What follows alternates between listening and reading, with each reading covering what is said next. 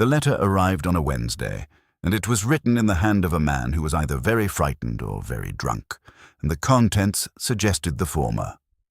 Poirot was at his desk, a Tuesday morning's correspondence having extended itself, with the perverse ambition of correspondence everywhere, into Wednesday afternoon, when Georges brought it in on the silver tray, with the expression of a man who had learned to distinguish, by weight and envelope quality alone, the letters that would send his employer somewhere inconvenient.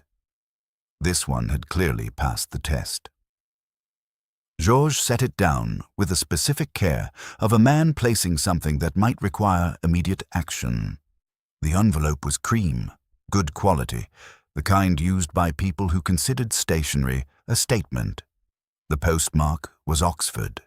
The handwriting on the envelope was bold and large, and had been formed by a hand pressing too hard, the letters slightly uneven in a way that spoke of agitation rather than poor penmanship. The return address, printed on the back flap, read, Carrington's Books and Manuscripts, 14 Broad Street, Oxford. Poirot opened it. Dear Monsieur Poirot, I write to you in some desperation, having been told by a mutual acquaintance, Professor H. Drummond of Balliol, that you are a man of both discretion and genuine investigative capability, and that you have on at least one occasion saved a colleague of his from a difficulty involving a stolen academic document. I hope this recommendation will excuse the informality of my approach. My name is Edmund Carrington. I own and operate a specialist dealership in rare books and manuscripts, established in Oxford for the past 22 years. 3 weeks ago, I accepted for auction a manuscript that I now believe I should not have accepted. The manuscript, a handwritten journal, approximately 340 pages, purportedly belonging to a significant English literary figure of the 19th century, was brought to me by a woman who identified herself as the owner and provided documentation of provenance that appeared at the time entirely convincing. The auction took place last Friday. The manuscript sold for £11,000 to a private collector who has since taken it to his home in Edinburgh and refuses to return it. I have since discovered, through a visit by 2 very angry people who arrived at my shop this Monday, that the manuscript may not have been the seller's to sell, that it may, in fact, have been stolen, and that the provenance documentation, which I accepted in good faith, may have been fabricated.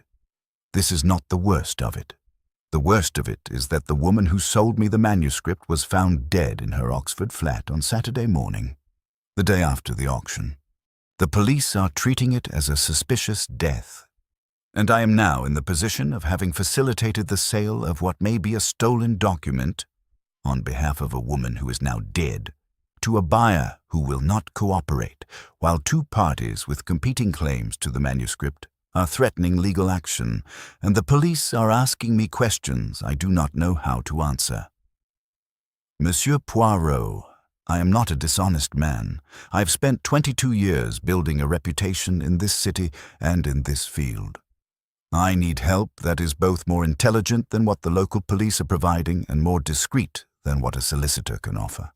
I can pay your standard rate and any expenses. Please come. With urgency, Edmund Carrington Poirot read the letter twice. He noted several things, in the order in which the little grey cells presented them: a dead woman, a disputed manuscript, fabricated provenance, 2 angry claimants, a buyer in Edinburgh who refused to cooperate, and a bookseller in Oxford who was in the middle of all of it and was, by the quality of his writing, the specificity of his account, the particular combination of panic and precision, telling the truth. He noted one other thing. The manuscript was described as belonging to a significant English literary figure of the 19th century. He did not know which figure. He suspected from the context that the identity of the figure was relevant, that the manuscript was not merely valuable, but specifically, precisely valuable in a way that produced the kind of passion capable of sustaining a murder. In Poirot's experience, the objects that produced murders fell into 2 categories: those valuable for their monetary worth, and those valuable for what they contained. The second category was always more dangerous. He telephoned Jap. He packed his valise, and at 7:15 the following morning he was on the train from Paddington to Oxford, with the letter in his breast pocket and a growing conviction that the blood-stained manuscript— he had not yet seen the blood, but the word arrived in his mind with the confidence of a term that was going to prove accurate— was going to be one of the more interesting cases of a year that had already produced several. Oxford in November has a specific quality. The stone of the colleges goes from golden to grey. The tourists have departed, the students have returned and filled the narrow streets with the specific energy of young people who are simultaneously learning and performing the learning of things. And the city settles into the serious, slightly damp business of being what it actually is, rather than what it looks like in summer photographs. Carrington's books and manuscripts occupied a double-fronted shop on Broad Street. The kind of shop that had been there long enough to have become part of the street's architecture. Its window displays the particular organized chaos of a mind that valued content over presentation. Leather spines, paper labels, the occasional glass case with a single document laid flat under careful lighting. It smelled, when Poirot entered, of paper and leather and the faint warmth of a coal fire somewhere in the back. And it smelled, underneath those things, of anxiety. Edmund Carrington was 58, tall, slightly stooped in the manner of a man who had spent decades bending to examine things at desk level, with a scholar's face. High forehead, reading glasses pushed up into greying hair, the kind of eyes that looked at things very carefully and had the faint, permanent strain of eyes that were asked to do this more than was comfortable. He was wearing a corduroy jacket with patches at the elbows that might have been an affectation or might simply have been wear, and he shook Poirot's hand with both of his, which was the gesture of a man who was genuinely glad to see someone. "Monsieur Poirot, thank you. I wasn't entirely certain you would come." "Your letter was convincing," Poirot said.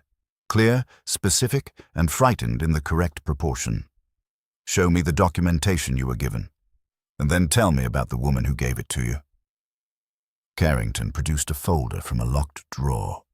The documentation, provenance papers for the manuscript, was contained in a clear protective sleeve and consisted of 3 sheets: a typed certificate of authenticity referencing expert examination by a specialist at the Bodleian Library, a chain of ownership document tracing the manuscript from the original literary estate through 3 subsequent sales, and a letter from a London dealer confirming the manuscript's last recorded sale price in 1987. Poirot examined them with a magnifying glass he carried always, and with the specific attention of a man who was not an expert in manuscript provenance, but who was an expert in documents that were attempting to look like things they were not. "These are very good," he said. "That's what makes it worse," Carrington said, with the particular bitterness of a man who has been deceived by something that deserved to deceive him. "I've been in this business for 22 years. I know what genuine provenance looks like. These are excellent forgeries. The paper is aged correctly. The typeface on the certificate matches what a 1963 Bodleian document would look like. The signatures are—" He stopped.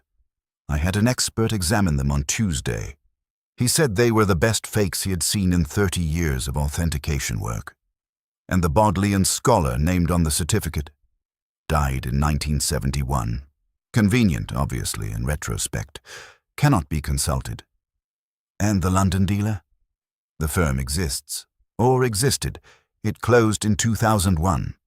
The letter is on their actual headed paper, which someone obtained from somewhere, and the signature is that of the firm's principal, who died in 1998.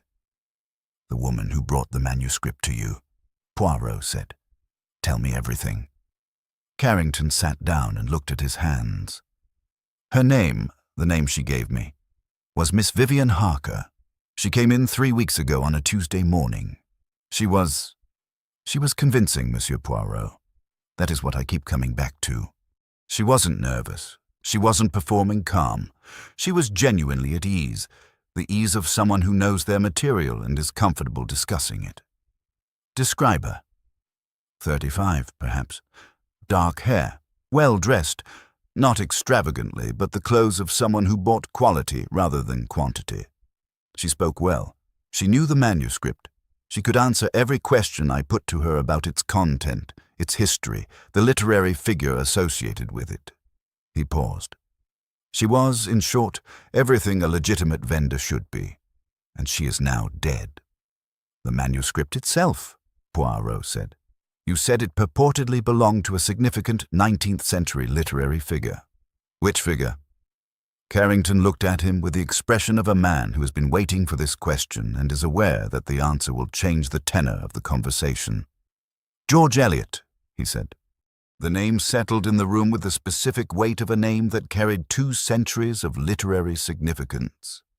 The journal, Carrington continued, was purportedly written in the years 1876 to 1878, the late period of her life, after the publication of Daniel Deronda and before her death in 1880.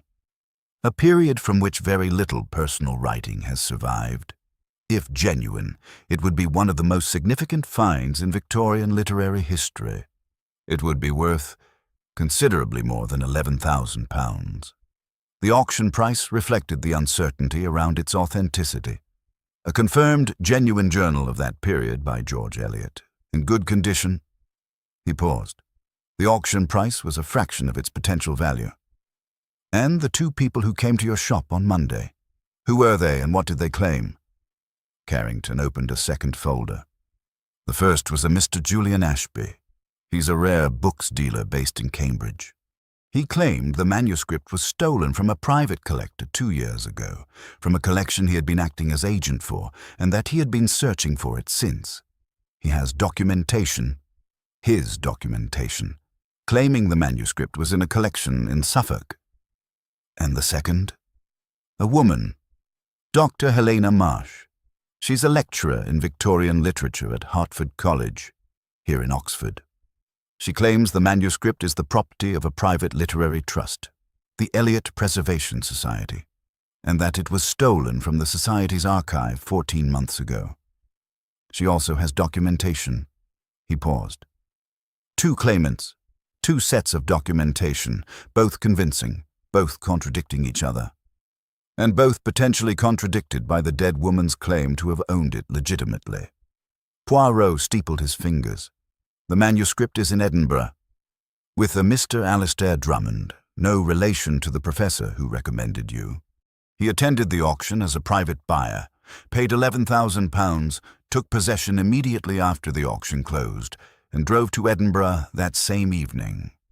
When I contacted him after the Monday visit, he said the manuscript was his legal property, purchased in good faith at a legitimate auction, and that he had no intention of returning it to Oxford until the competing claims were resolved in a court of law, at which point he would comply with whatever the court ordered. A man who knows something about law. A man who has, I understand, a solicitor on retainer and has already engaged him. Poirot looked at the folder, the 2 competing claims, the provenance documents, the dead woman's name repeated on every page. Miss Vivian Harker. What do the police know of her? She rented a flat in Jericho, the area north of the city centre, for 3 months. She moved in specifically 3 months ago, which now seems pointed given that she approached me 3 weeks ago. Inspector Wells of Thames Valley Police is handling the case. He has been, as I said in my letter, asking me questions I cannot adequately answer. Then I will answer them for him, and for myself. Poirot stood. I will need to see the flat. I will need to speak to Mr. Ashby, to Dr. Marsh, and to whatever Oxford contacts can tell me who Vivian Harker actually was. And then we will go to Edinburgh. Carrington looked slightly alarmed. Edinburgh. The manuscript is the beginning and the end of this case, Monsieur Carrington. Everything circles it. The dead woman, the competing claims, the fabricated provenance.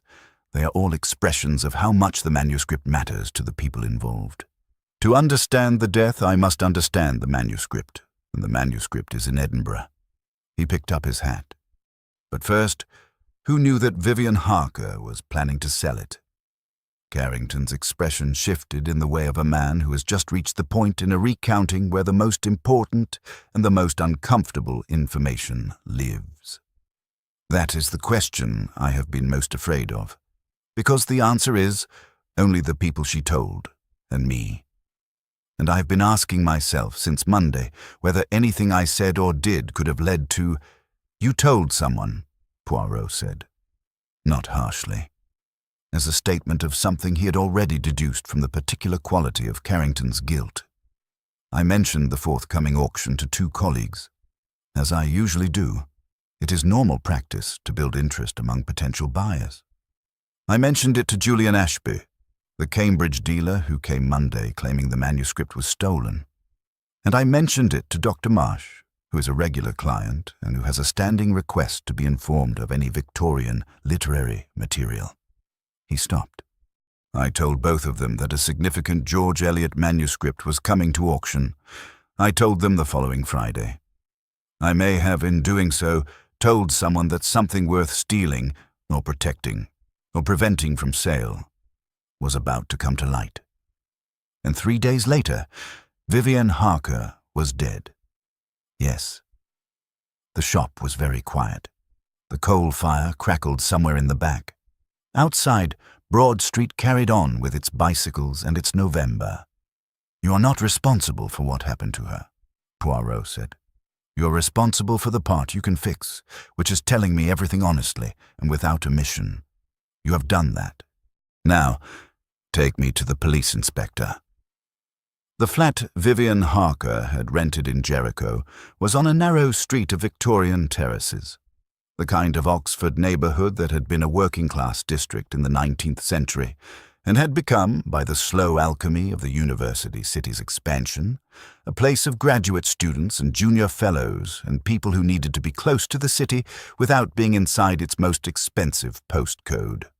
Inspector Wells of Thames Valley Police was a pragmatic man of 45 with the solid, careful methodology of someone who had worked his way up through a regional constabulary by being reliably right rather than brilliantly quick, and who had the professional equanimity of a man who had seen most things and was rarely surprised by what people did to each other.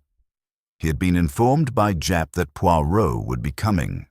He had received this information with what Poirot suspected was a private reservation and a public cooperation, which was the correct combination. The flat, Wells said at the door, was rented under the name Vivian Harker, cash in advance for 3 months. The landlord never met her in person, correspondence only. References were provided by letter. We've traced the references and they don't check out. Names of real people who never wrote them. She rented the flat specifically for this operation, Poirot said, looking around the small entrance hall. 3 months, enough time to establish a local identity, approach the auction house, complete the sale, and depart. Except she did not depart. No. The flat itself was small and significant, almost entirely impersonal. This was the first thing Poirot noted, and it told him more than the physical evidence that Wells's team had catalogued. Personal items. 1. A photograph on the bedroom windowsill, a small, silver-framed photograph of 2 people, a woman who was clearly a younger version of the dead woman, and a man, older, in what appeared to be an academic setting. This was the single genuine object in a flat that had otherwise been curated for occupancy without identification. Everything else, Poirot said, the clothing, the books, the toiletries, these were purchased or brought specifically for this period. They tell us nothing about her life before. Only the photograph was brought from her actual life. We believe so, yes. The photograph. Have you identified the man? Working on it. The setting looks like a library or archive. The books visible in the background include— one of our constables with a better eye than mine identified the spines— what appear to be Victorian literature texts. Poirot took out his magnifying glass and examined the photograph without touching it, leaning forward with the focused attention of a man examining something that the naked eye could not adequately process. The man in the photograph was perhaps 65. Distinguished-looking, professorial, the kind of face that wore its age well because the intelligence in it gave the age a context.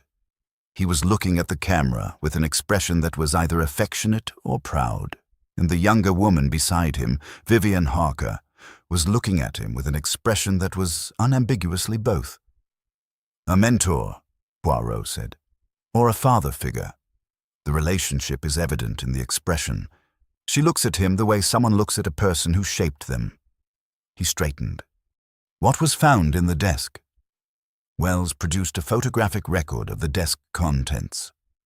Working papers, notes on the manuscript, a handwritten timeline, several printed documents about George Eliot's later life and correspondence habits. And this. He produced, in an evidence sleeve, a handwritten note on a single sheet of plain paper. The note read, "If anything happens before Friday, the manuscript goes to M. The documentation is with R. Do not let C have it under any circumstances." No names. Initials only. A note written by someone who understood that names were dangerous. M, R, and C, Poirot said. 3 people she trusted with different pieces of the operation. Or 2 people she trusted, and 1 she feared. He looked at Wells. Cause of death? Potassium overdose, administered via injection. The injection site was on the upper arm, disguised by a small circular mark that the first attending doctor initially attributed to a vaccination scar. The post-mortem confirmed it. He paused. It would have required either medical knowledge or someone who had researched the method very carefully. It would have been quick. It would have been mistakable at first glance for a natural cardiac event. When precisely? The coroner estimates between 8 and midnight on Friday evening. The auction closed at 6. She collected the payment, a banker's draft for £11,000, at approximately 6:30, and was dead within hours of collecting payment for a manuscript she had spent months preparing to sell. Poirot looked at the bare walls of the flat, the deliberate impersonality of a life constructed for temporary purpose, and felt the weight of a human story that he did not yet know and was determined to learn. Someone killed her before she could do anything with the money, before she could leave Oxford, before she could deliver anything to M or to R. Someone who knew about the auction and acted very quickly after it closed. Or someone who had been waiting for the auction to close, who needed the manuscript to be sold, out of the hands of the seller, before they could act. He looked at the note. The manuscript goes to M, but it did not. It went to Edinburgh, with a private buyer named Drummond. He paused. Which means the plan, whatever it was, failed. The manuscript did not go where it was supposed to go, and the person who arranged its sale was killed before she could correct the course. He turned to Wells. "I need to speak to Julian Ashby and Dr. Helena Marsh today, and I need access to whatever Vivian Harker's real identity turns out to be, which you will find, I'm confident, within the next 48 hours.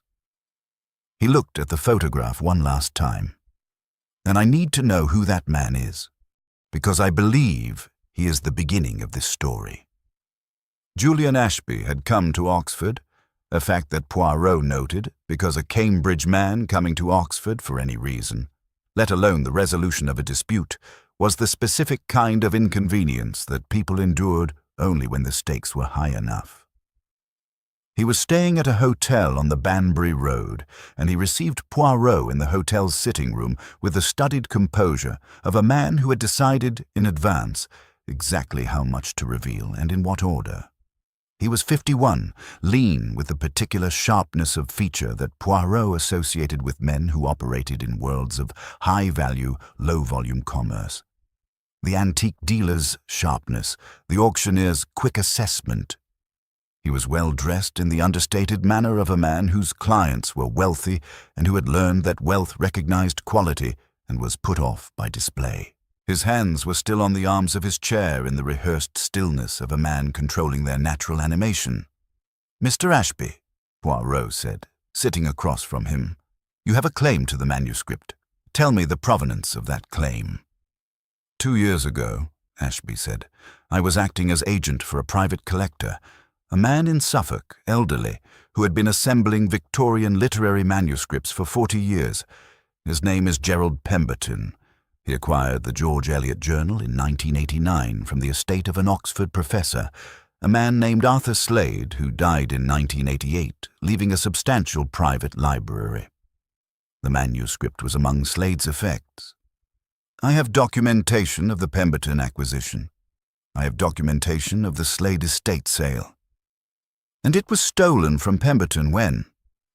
2 years ago this October. Pemberton lives alone. He's 81, fragile, in considerable decline. His house was entered, not broken into. Entered, presumably with a key, or the knowledge of how to obtain access. Several items were taken, but the Eliot Journal was the most significant. Pemberton reported the theft to the Suffolk police, who have the case on record. I have the crime reference number. And you have been searching for the manuscript since. I have contacts throughout the rare books trade. The moment anything resembling the description of the Pemberton manuscript came up for auction, I would expect to be informed. A slight pause. I was informed 3 weeks ago when Carrington circulated his upcoming lots. I recognized the description immediately. And instead of going directly to the police, you waited until after the auction. Ashby's expression shifted, a fractional tightening that acknowledged the specific embarrassment of the observation. I wanted to see who was selling it.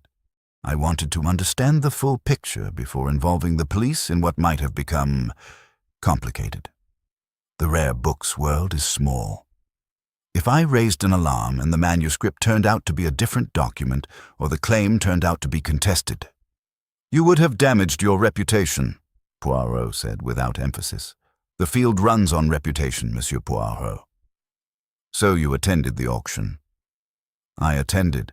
I watched the manuscript sold to a man I didn't know. I identified the seller as a woman I also didn't know, and then I discovered the following morning that the seller was dead, which made the question of going to the police considerably less avoidable. He folded his hands. I went to Carrington on Monday because I needed to understand what documentation had been used in the sale.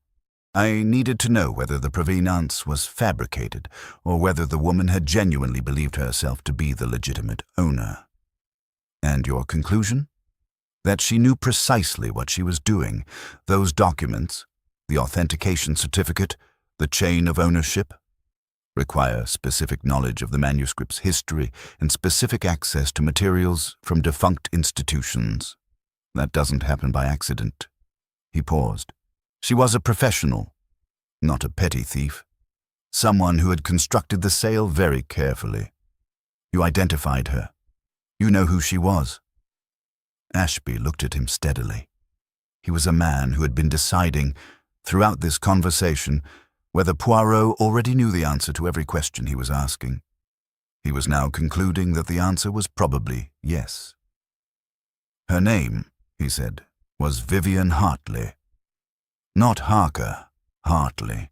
She was a research assistant at the British Library until 3 years ago, when she resigned, or was asked to resign, depending on who you speak to. She had a background in Victorian literary manuscripts.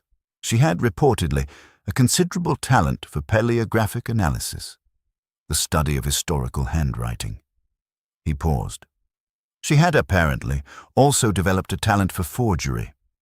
There were questions raised about her work at the British Library. Nothing was ever formally proven. And you knew who she was before you came to Carrington on Monday. I suspected. I confirmed it, through contacts, over the weekend. He met Poirot's eyes. I know how that looks. It looks like a man who had information relevant to a murder investigation and chose to manage its release rather than provide it immediately to the police. Poirot looked at him steadily. It also looks like a man who may have had additional reasons for attending an auction rather than reporting a theft, and for managing the disclosure of his knowledge. Mr. Ashby, are you acting purely as agent for Mr. Pemberton, or do you have a personal interest in this manuscript? The question landed with a precision that Ashby clearly had not anticipated. The stillness of his hands broke. One of them moved, briefly, to the arm of the chair, a small adjusting motion. "Pemberton is 81, Ashby said. "He has no children. He has told me on several occasions that when he dies, his collection will go to, among others, people who have served it well. And the Elliot Journal, if recovered, would return to Pemberton's collection, and when Pemberton dies—" "I have not asked him about specific items," Ashby said a little too quickly. "No, of course not." Poirot stood. "One final question. Vivian Harker, where did she acquire the manuscript she sold? Not who owned it before her. I know about Pemberton. I mean, how did she obtain physical possession of something that was locked in a Suffolk house?" Ashby was quiet for a moment. "Someone gave it to her," he said finally. "Someone who had access to Pemberton's house. Someone who took it and passed it to her for the purpose she used it for. You know who." "I have a strong suspicion." "Yes. And you have not told the police?" "No. You will tell me." Another pause. Then, Dr. Helena Marsh. She was a friend of Pemberton's. She has visited the house many times over many years. She knew the collection well. She knew the Elliot Journal specifically. She wrote her doctoral thesis on the late period of George Eliot's correspondence. If anyone had both the access to take the manuscript and the knowledge to appreciate what it was. He stopped. "I am not making an accusation. I'm telling you what I believe." Poirot picked up his hat. "You have been very helpful, Mr. Ashby, and very careful about being helpful only when you had no choice. I would suggest that in future the two qualities should operate in a different order." He left the hotel and walked back into the November Oxford Street and thought about Dr. Helena Marsh, and about a doctoral thesis on George Eliot's late correspondence, and about the man in the photograph in Vivian Harker's flat who stood in a library of Victorian literature texts and looked at the camera with the expression of someone who had shaped a life. Hertford College occupied a corner of Cat Street with the quiet authority of a place that had been doing what it did for several centuries and had no plans to stop.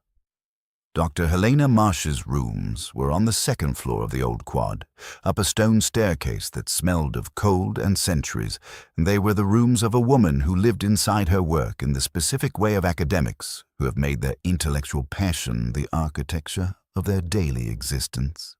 The walls were books, not as decoration, as infrastructure. The desk was large and buried under layers of paper, notes, open volumes, and the particular sedimentary record of work ongoing. There were 2 chairs for visitors, both occupied by further paper, which she cleared with apologetic efficiency when Poirot arrived. She was 41. Younger than Poirot had expected from Ashby's account of her as someone with long-standing connections to the Pemberton collection. She was dark-haired, angular-featured, with the kind of face that was dominated by the eyes. Wide-set, very dark, intelligent with the specific intensity of someone who reads more than they sleep. She was dressed in the unemphasized way of a woman for whom appearance was a secondary consideration, and she looked at Poirot with an expression that was simultaneously wary and resolved, which was the expression of someone who had been expecting a visit and had decided in advance how they intended to handle it. She handled it by speaking first. "I know why you're here," she said, "and I want to tell you the truth before you tell me what you think the truth is. Because what you think the truth is will not be entirely correct, and I would rather start with accuracy than spend an hour correcting the inaccuracies." Poirot settled into the cleared chair. "I am listening. Vivienne Hartley was my graduate student, 6 years ago. She did her doctorate here under my supervision on forged Victorian manuscripts. The authentication challenges posed by the surge of forgeries in the late 19th and early 20th centuries. She was brilliant, the most naturally gifted paleographer I have supervised in 15 years. She paused. She was also, I later understood, applying what she was learning in ways that went beyond the purely academic. She was forging manuscripts while writing her thesis on forged manuscripts. Not at that point. The British Library came later, after her doctorate, after she left Oxford. Helena looked at her desk, at the layers of work there, with an expression that was part regret and part something older and more complicated. When she left the British Library, 3 years ago, she came to me. She was not in a good state. She had lost her position, her reputation was damaged, she had debts. She came to me because I had been the person who, professionally, had meant the most to her. And what did she want? She didn't want anything. Not at first. She wanted someone to talk to who understood what she had done and could, perhaps, understand why. She had not, at the British Library, fabricated documents for profit. That was what they suspected but couldn't prove. She had, she told me, fabricated a document to prove a point, an academic point about the inadequacy of current authentication methods, a kind of test. The document she created was identified as genuine by 3 so-called experts, and she was going to write a paper about it. It was the paper that created the problem. The institution decided that, however valid the methodological point, the manner of its demonstration was professionally unacceptable. And you believed her account of her motivations. I believed it because it was consistent with who she was. She was not a mercenary person. She was a person of strong intellectual convictions who sometimes allowed those convictions to override her judgment about appropriate action. She looked at the window. I was wrong to believe her entirely, as it turned out. Because she did subsequently act for profit. Because she was approached, 18 months ago, by someone who had heard of her talents and who had a proposition. Someone who wanted the Eliot manuscript, who knew it was in the Pemberton collection, who had a plan to sell it for a significant sum, and who needed someone with Vivian's specific skills to fabricate the provenance documentation that would make the sale possible. And Vivian agreed. Vivian was persuaded. Helena looked at her hands. "I'm trying to be honest, Monsieur Poirot, which means I have to be honest about the parts where my honesty is uncomfortable. She was persuaded because the person who approached her made the proposition sound like a form of justice. Pemberton, they argued, was an 81-year-old man in decline who no longer had the capacity to appreciate what he owned. The manuscript was sitting in a house in Suffolk, unread and unloved. The person who wanted it believed, genuinely believed, that it belonged in hands that would use it, understand it, allow it to contribute to scholarship rather than sitting in a private collection until an old man died. Scholarship, Poirot said. Or profit? Both. The £11,000 was a fraction of the manuscript's potential value if authenticated as genuine. The person who arranged the sale was not primarily interested in the money. They were interested in having the manuscript in the hands of someone who could then arrange its proper authentication and eventual publication, the establishment of its scholarly significance. The money was a means, not an end. And who was this person? Helena looked at him with the expression of someone arriving at the moment they have been building toward and finding it no more comfortable than they anticipated. "Professor Martin Greer," she said. "He holds the George Eliot Archive Chair at this university. He is 71 years old, and he has spent 45 years as the world's leading authority on the late period of George Eliot's writing. He was Vivian's undergraduate supervisor before I was her doctoral supervisor. He has been looking for this manuscript, or evidence of its existence, for 30 years. And there was the man from the photograph.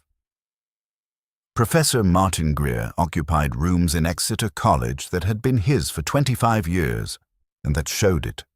A sedimentary accumulation not merely of work, but of a lifetime's intellectual preoccupation with a single subject, arranged with the specific organic disorder of a mind that had long since ceased to distinguish between its professional materials and its personal existence. He was 71, as Helena had said, and the photograph in Vivian Harker's flat had done him justice. He was still a distinguished-looking man, the kind of face that age had refined rather than diminished, with the bearing of someone who had spent decades in a position of intellectual authority and wore it without self-consciousness. He was sitting at his desk when Poirot was shown in, and he looked up with the unhurried assessment of a man who knew this visit was coming and had decided, with the equanimity of age and perhaps of guilt, to meet it directly. "Monsieur Poirot," he said, "sit down. I will tell you what I know. It is, I have decided, the only remaining appropriate course of action." "Vivienne Hartley is dead," Poirot said. "I would prefer to understand why before I decide what the appropriate course of action is." "I did not kill her." He said it with the directness of a man who knows the accusation is coming and wants to address it before it is formally made. "I want to be absolutely clear about that. I did not kill her. I did not arrange for her to be killed, and her death is... It is..." He stopped. For the first time, the composed bearing faltered. His hands, which had been still on the desk, moved, not dramatically, but with the small, involuntary movement of a man experiencing something that exceeded his management. She was 26 years old when she came to my seminars. She was the most brilliant student I had taught in 20 years. I watched her career develop and then watched it destroyed, partly because of talents that I, perhaps, encouraged in directions I should not have. "You encouraged her forgery skills." "I encouraged her paleographic precision.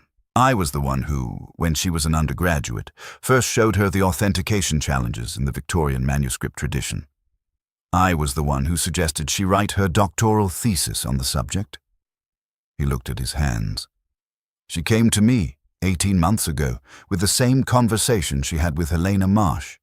But she came to me first, and she came with the proposition already formed.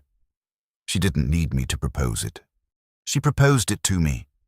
She came to you with the idea of fabricating the provenance for the Pemberton manuscript and arranging its sale. Yes, she had heard, through channels I won't specify, that the Elliot Journal was in the Pemberton collection. She had done her research. She understood what it was. She came to me because she knew I'd been searching for evidence of this manuscript's existence for 30 years, and because she knew I would understand its significance in a way that no one else would. And she needed your help with the provenance, because the authentication certificate referenced a Bodleian scholar, and you have been at Oxford for 40 years and have the institutional knowledge to make such a document convincing." Greer was quiet. "The letter from the London dealer," Poirot continued. "The one on genuine headed paper. How was that obtained?" "I had, in my personal archive, original correspondence from that firm dating to the 1970s, letters exchanged during my own research, blank sheets of headed paper in some cases, from when I'd requested paper samples for a paper I was writing on the trade. Vivienne used one of those sheets. You provided her with the materials." "I provided her with knowledge and materials, yes." He looked at Poirot directly. "I told myself that what mattered was the manuscript, that it was wrong, academically, culturally, historically wrong, for a document of that significance to sit in a private house, unread, unexamined, contributing nothing to the understanding of one of the greatest writers in the English language.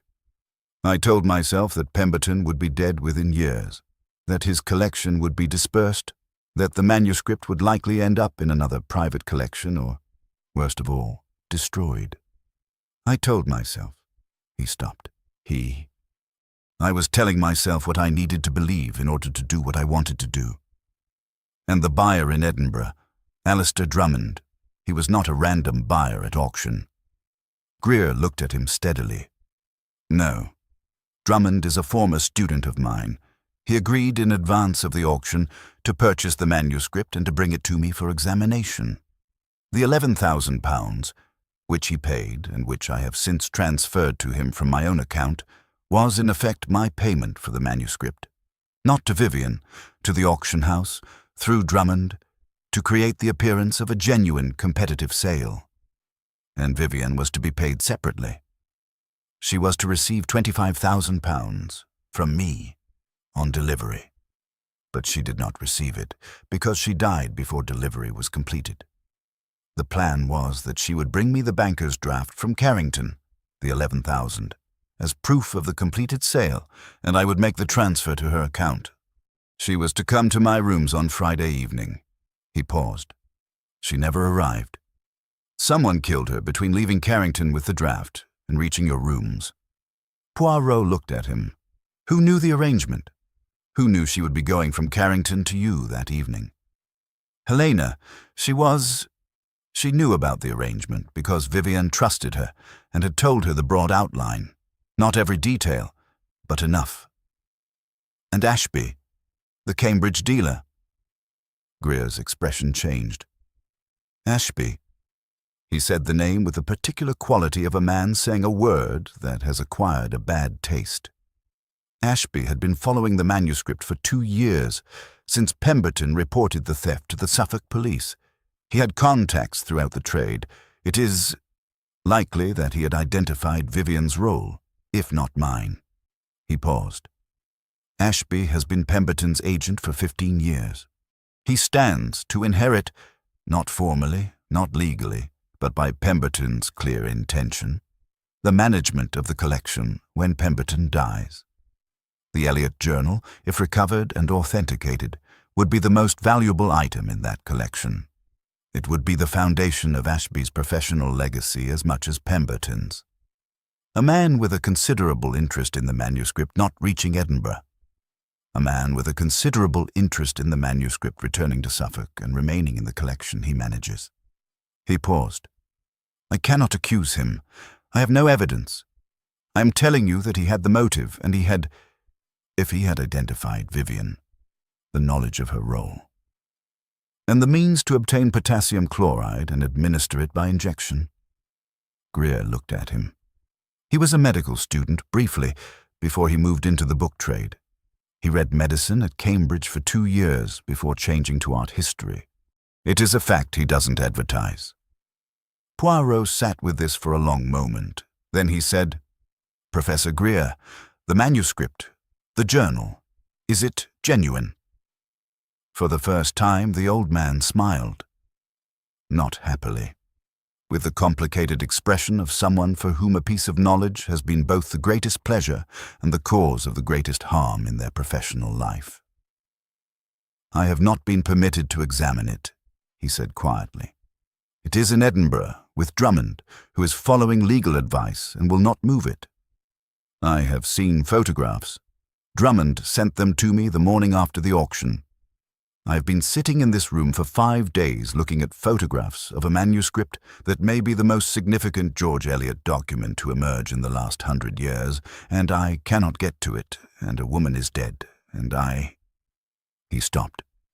From what I can determine from the photographs alone, yes, I believe it is genuine. I believe Vivian did not fabricate the manuscript itself. I believe she fabricated only the provenance, and I believe it is genuine because the handwriting, the paper, the specific linguistic patterns of the late Eliot period, these are not things that can be entirely faked by anyone who has not spent 30 years inside that writing. Even by Vivian. Then the manuscript is genuine, and someone stole it from Pemberton's house in Suffolk 2 years ago. Poirot stood. Not Vivian. She had the skills to fabricate the documentation, but she had no connection to Pemberton. Someone took it from Pemberton and gave it to Vivian. Someone who had access to that house. He looked at Greer steadily. You visited Pemberton in Suffolk in the last 2 years. Greer met his eyes. Yes, and the manuscript was gone when you visited. Yes, I noticed its absence. I did not at the time know it was Vivian who had taken it. I assumed Pemberton had moved it. He sometimes moved items between storage locations. But it was not in a storage location. It was in Vivian's possession, which means someone had taken it from Pemberton's house and passed it to Vivian between your visits.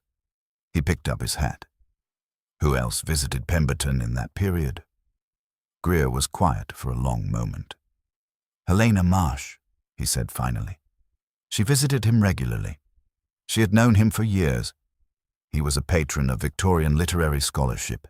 He contributed to the Eliot Preservation Society she chairs. She had keys to the house for the periods when he needed assistance. He is 81 and fragile, as I said. Poirot looked at him steadily. You have been telling me partial truths, Professor. Not lies, partial truths. The thing you have been not telling me is the one that connects the pieces. He paused. Who took the manuscript from Pemberton's house? Greer looked at his hands. I asked Helena to do it, he said. I told her Pemberton would never know. I told her it was for scholarship. I gave her the same argument I gave myself. He didn't look up. She took it, and she gave it to Vivian, and I... He stopped. And now Vivian is dead, and Helena is being questioned by the police, and Ashby is making accusations, and I'm sitting in my rooms with a 45-year career that I have spent the last 5 days understanding was, in this specific matter, in the service of something that was not scholarship. It was obsession. Scholarship wears obsession's face, and it is very difficult, from the inside, to know which you are looking at. The room held the weight of this. The books on the shelves, the 45 years of accumulated knowledge, held it too. Thank you for your honesty, Poirot said. It has arrived late, but it has arrived. The blood stain that gave the case its name, the detail that Poirot had been expecting since he read Carrington's letter, with the instinct of a man for whom the words of a case often arrived before the facts, was found by Inspector Wells's team in the re-examination of the manuscript photographs sent by Drummond to Professor Greer. Poirot had asked Wells, after leaving Greer's rooms, to obtain the photographs from Greer with his cooperation and have them examined by a forensic specialist. The specialist was a woman from the Thames Valley Forensic Unit who had the precise, unflappable manner of someone who spent her professional life looking at things other people had missed and was accustomed to finding them. She found it on the third photograph, a corner stain on page 63 of the journal. A brown-red discoloration, partially hidden by the page's yellowing, that in the general photograph of the manuscript was invisible, but that, in a high-resolution digital image, was unmistakable. Not ink. Blood. Old blood. The specific dark red-brown of oxidized hemoglobin, the color of blood that had been on paper for a very long time. Not 2 years, not the period of its recent movement. Much longer. Victorian, the specialist said, with the caution appropriate to a field where certainty came slowly. I can't be precise without examining the actual page, but the oxidation pattern, the color, the absorption characteristics visible in the image are consistent with a stain that is at minimum 100 years old, possibly considerably older. Poirot looked at the photograph. Page 63. He asked Greer, who was cooperating fully now. What was on page 63? Greer, who had been studying the photographs with the intensity of a man for whom they were simultaneously the source of his greatest professional excitement and his deepest professional shame, told him immediately. It's the entry for the 3rd of November, 1877, Greer said. In the photographs, the handwriting is, it's extraordinary. It's her account of finishing the manuscript she called Theophrastus, Such, the collection of essays she published in 1879. She describes finishing the last draft. She describes, there is a passage I can only partially read in the photographs, but it appears to be about her sense that her working life was coming to a natural close, that she felt, finishing that book, that she had said what she had to say. And the blood stain is on that specific page, the page about completion, about ending. He paused. In 1877, she was in poor health. She had been suffering from kidney disease and related conditions throughout the 1870s. The blood it could have come from her directly, during the writing. The room was quiet. This, Greer said very quietly, is why it matters. Not the £11,000. Not the provenance, The blood of the woman who wrote it is on the page where she wrote about finishing her life's work. That is what no facsimile, no transcription, no digital reproduction can provide. The actual physical document with the actual physical trace of the person who created it. And that is why someone was willing to kill for it, Poirot said. Poirot sat in Carrington's back room that evening, the room with the coal fire and the smell of leather and paper. With Wells on one side, Carrington on the other, and the case arranged in his mind with the specific clarity that preceded the conclusion. There are two distinct crimes here, he said. They are connected, but they are not the same crime. The first crime is the theft of the manuscript from Gerald Pemberton's house in Suffolk, arranged by Professor Greer, executed by Dr. Helena Marsh, passed to Vivian Hartley for the preparation of false provenance and eventual sale. This crime was motivated by academic obsession and a genuine, if entirely unjustified, belief that the end, the rescue of a significant document for scholarship, justified the means. Wells was writing, Carrington was listening. The second crime is the murder of Vivian Hartley on Friday evening. This crime was motivated not by academic obsession, but by something more specific. A fear of what Vivian knew and might do with what she knew, or a desire to prevent the manuscript from reaching Professor Greer. Ashby, Wells said. Or so the evidence suggests, and so the logic indicates. But let us be precise. Julian Ashby had motive. The recovery of the manuscript to the Pemberton collection, which he manages and from which he expects to benefit. He had opportunity. He attended the auction. He knew the timeline of the sale. He knew Vivian would have the banker's draft and would be leaving Carrington's that evening. He had the background, the 2 years of medical training, that gave him the technical knowledge to choose and administer the method of killing. He paused. What we do not yet have is the direct evidence connecting him to Vivian between 6:30 and midnight on Friday. We've been examining CCTV, Wells said. Oxford City Centre has considerable coverage. We have Vivian on Broad Street at 6:42, heading toward Jericho. We have what we believe is Ashby's car. His registration was captured entering Oxford at 5:15 that afternoon, which he has not mentioned to us. He was in Oxford before the auction closed? We believe so. We have him leaving Oxford at... Wells checked his notes. At 9:47 Friday evening, on the A40, heading toward London. Vivienne died between 8 and midnight. Ashby left Oxford at 9:47. Poirot looked at the fire. What is between Broad Street, heading toward Jericho, and the A40, heading toward London? Her flat is in Jericho. If she went home first... She went home, Poirot said. She went home with the banker's draft.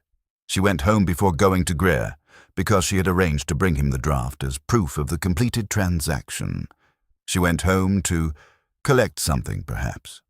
Change, compose herself. Whatever one does after completing an operation that has taken 18 months to execute. He paused, and Ashby followed her, or knew to go there. He knew the address of the flat. He must have identified it before Friday. He was in Oxford from 5:15, which means he was in Oxford before the auction even closed. He was not attending to purchase the manuscript. He was attending to ensure that the manuscript did not reach Professor Greer. He didn't prevent the auction. No, because preventing the auction, publicly, loudly, at the moment of sale, would have raised questions he was not ready to answer. Questions about how he knew the manuscript was stolen, about his own knowledge of Pemberton's collection. He allowed the auction to complete. He allowed the manuscript to go to Edinburgh, into the hands of Drummond, who would hold it in legal limbo and from whom, with proper theft documentation and the Suffolk police report, it could be recovered through legal channels far more safely than through any public scene. And Vivian. Vivian was the witness to everything. The fabricated provenance, the connection to Greer, the true history of the theft. If she was alive, she could testify, could expose not only Greer and Marsh, but the entire history of how the manuscript moved from Pemberton's collection to Oxford. She was the person most capable of providing the narrative that would make sense of the theft, and she was vulnerable. A woman with a damaged professional reputation, no official standing, involved in an acknowledged forgery. Her word against Greer's, against Ashby's, against the weight of institutional credibility that both men carried. He killed her to silence her, Wells said.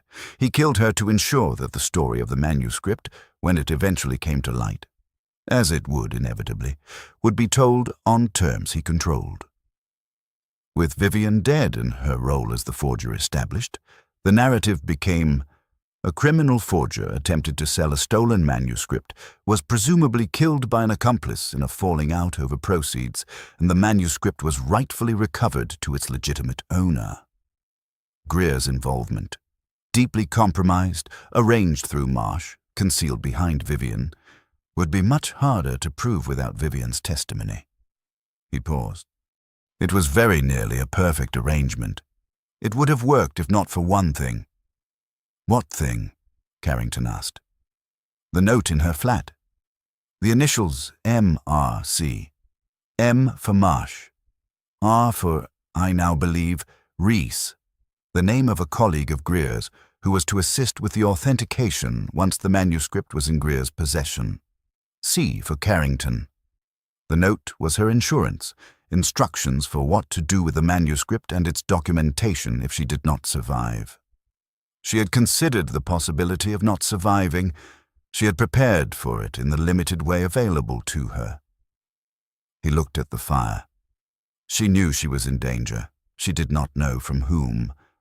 But she had understood, I think, that what she had done put her in a position where she was the most inconvenient living witness to other people's interests, and she had made what preparations she could. She trusted you, Carrington said quietly. She designated you as the person through whom any alternative communication should pass in the event of her death. She left you a role in the resolution that she anticipated, and you, by writing to me, fulfilled it. He looked at Carrington. She did not know your name was in the note. She knew only that you were the honest man in the middle of a dishonest transaction, and that honesty, in her experience, was where the resolution of dishonest situations eventually lived. The coal fire crackled. Outside, Oxford was quiet in the November dark. Ashby, Wells said.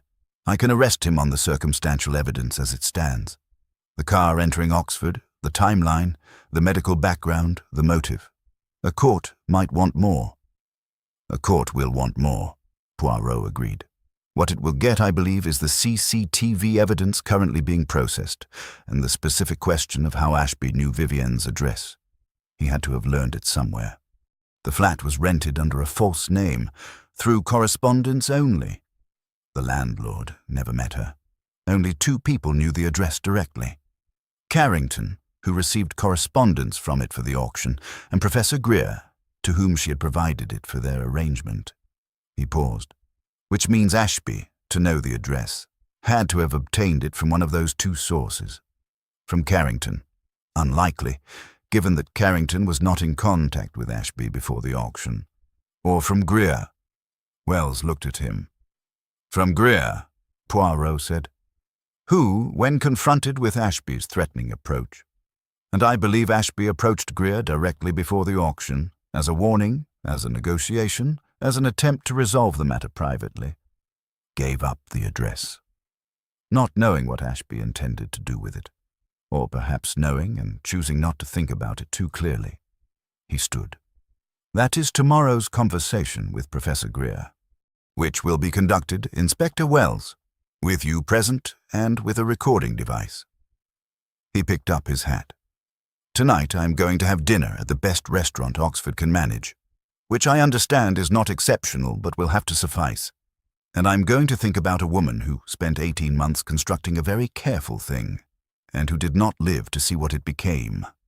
Julian Ashby was arrested at his Cambridge premises on a Thursday afternoon, 3 days after Poirot's conversation with Professor Greer. The conversation with Greer had produced, as Poirot predicted, the missing piece. Ashby had come to Oxford 2 weeks before the auction. Not to negotiate exactly, but to establish with Greer the terms on which a resolution might be reached. He had known about Vivian's role.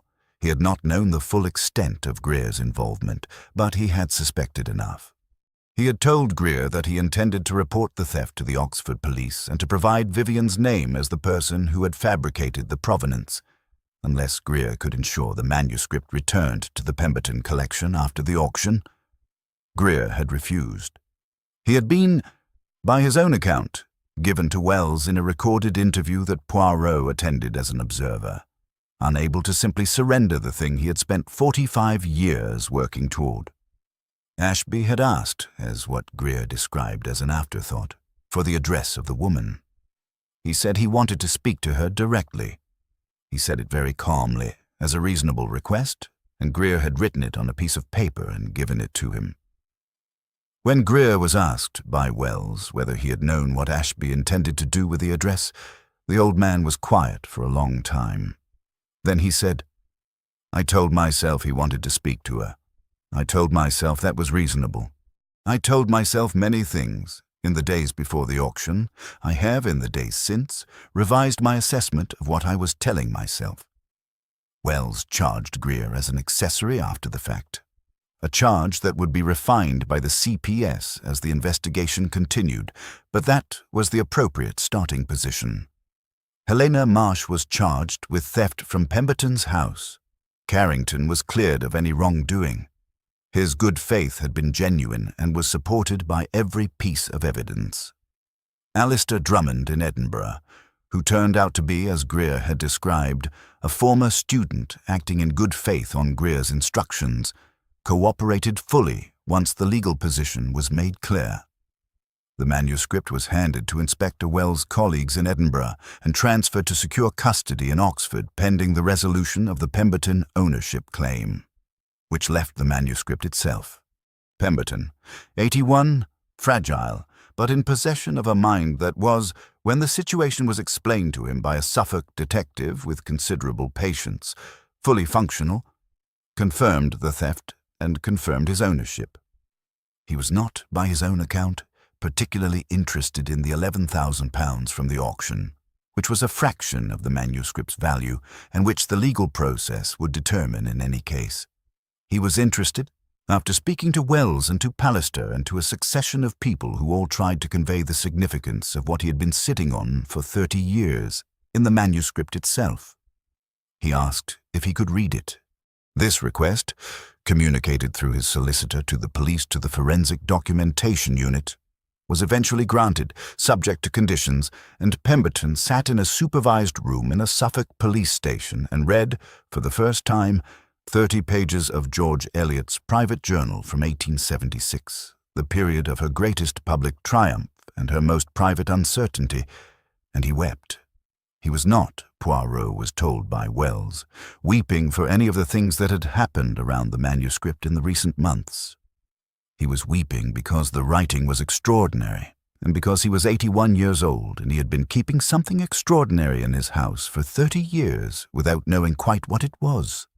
Poirot left Oxford on a Friday, 1 week exactly, after Vivian Hartley had walked out of Carrington's auction house with a banker's draft for £11,000 and had not survived the evening. He walked down Broad Street on his way to the station, past Carrington's shop, which had its lights on and its door open and its window display unchanged. The same organized chaos of leather spines and paper labels and the occasional glass case. A shop that had been there long enough to have absorbed a great deal and that would continue. He stopped and looked at the window for a moment. Carrington appeared at the door. He had seen Poirot from inside and had come out into the November morning without his coat, which was the gesture of a man who had something to say and had not wanted to wait for the occasion to arrange itself properly. "The manuscript," he said, "if it's authenticated, which everyone who's seen the photographs seems to believe it will be. It will be the most significant George Eliot discovery in decades, perhaps since the first collected works. Yes, and it will bear, on page 63, a blood stain from the hand of the woman who wrote it." He paused. "That stain was there before any of this. Before the theft, before the forged documents, before... He stopped. It will still be there, after. Long after. Yes, Poirot said. It will. Does that mean something? That the thing itself persists, regardless of what was done around it?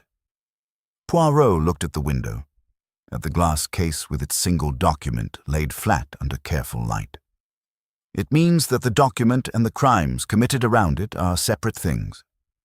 The document is what it is, a record of a human mind at work in the specific time of its existence.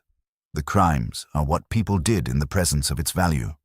The two things occupy the same space, but they are not the same thing. He paused. The blood stain on page 63 is not the blood of a crime. It is the blood of a woman writing about finishing her life's work. Somewhere in the distinction between those two blood stains is everything that matters about why documents like that one should be protected. Carrington looked at him. You believe in the importance of it, the manuscript.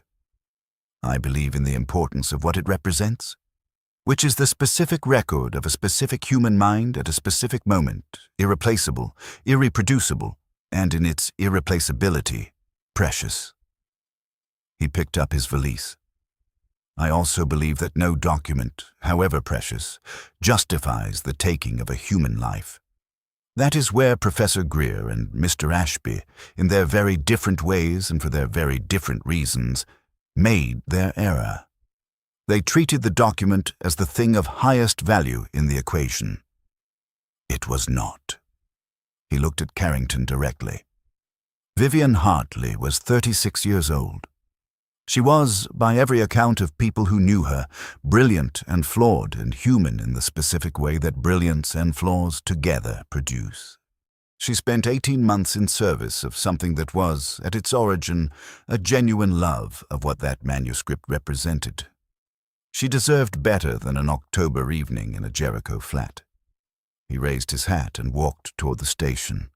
On the train back to London, he took out his notebook and wrote the case summary with the precision he always brought to this exercise.